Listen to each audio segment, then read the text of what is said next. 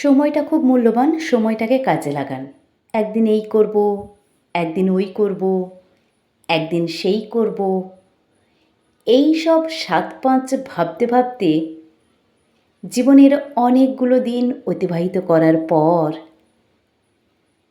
একদিন দেখবেন যে আপনি এই, ওই, সেই নামক কোনো কাজই করতে পারেননি।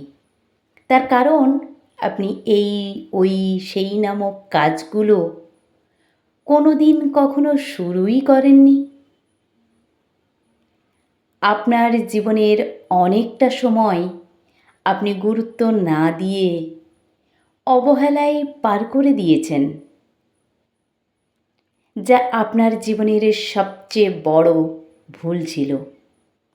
তাই আমি বলবো, আপনি যা যা করতে চান আজ এখনই শুরু করুন, নইলে আফসোস আর দীর্ঘশ্বাসকে সঙ্গে নিয়ে প্রতিদিন আপনাকে একটু একটু করে বাঁচতে হবে।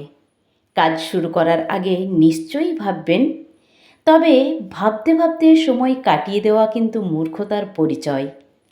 ভালো থাকুন, সুস্থ থাকুন।